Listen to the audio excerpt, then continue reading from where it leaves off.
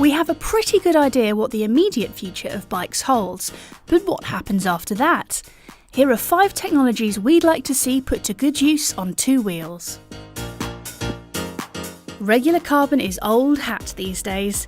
Sure, it's brilliant for making those laterally stiff, vertically compliant bikes we all froth over, but the basic concept of laying up carbon with epoxy hasn't changed all that much in recent years. The one carbon atom thick wonder material, graphene, appeared on the scene a few years ago, promising to revolutionise everything, but we're still waiting for it to take over in bikes.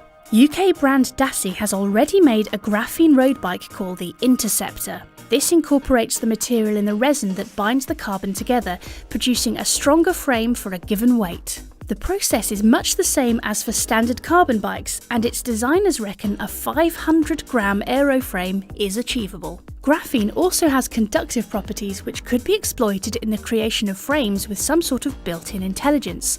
The possibilities are intriguing. Imagine if you never had to clean your bike ever again.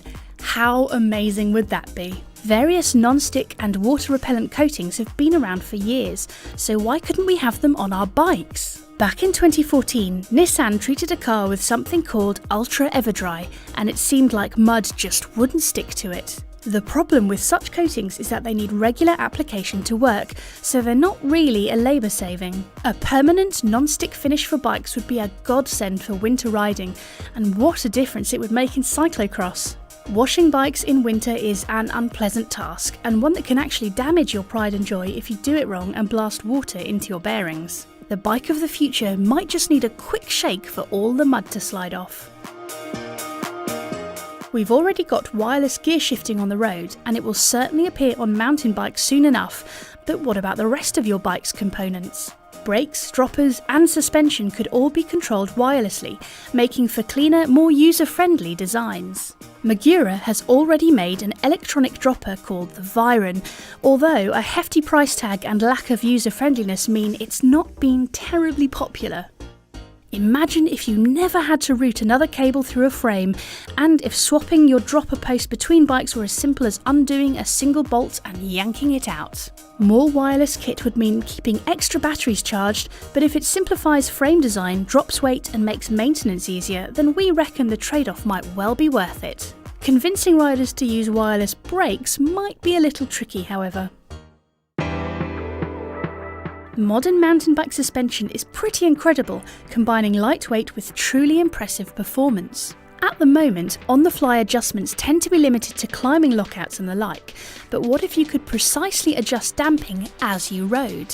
Fox's never quite available live valve promises to offer something along these lines, but what we'd really like to see is a true magnetorheological damping setup as found on certain supercars like the Audi R8. Magnetorheological systems use a damping fluid containing tiny magnetic particles whose behaviour can be controlled by electromagnets. By precise adjustment of a magnetic field, the viscosity of the fluid can be altered. In practice, this means you could radically adjust the feel of your suspension with the flick of a switch, or a computer could manage its behaviour for optimum performance. Like electronic gears, such a system would need to be powered, and that brings us to our final piece of tech. Piezoelectric materials generate a voltage when they are subject to mechanical stress, and this phenomenon can be exploited in some interesting ways. Way back in 2008, researchers at a French university were able to demonstrate that a piezoelectric generator could be used to produce a few milliwatts of power, theoretically enough to power a small LED light. We'd love to see such a system employed to keep Di2 batteries topped up, or to power your Garmin on a bikepacking expedition. As more and more electronics make their way onto our bikes, the possible applications are multiplying. While there's no such thing as a free lunch in engineering, this is probably about as close to one as you'll ever get.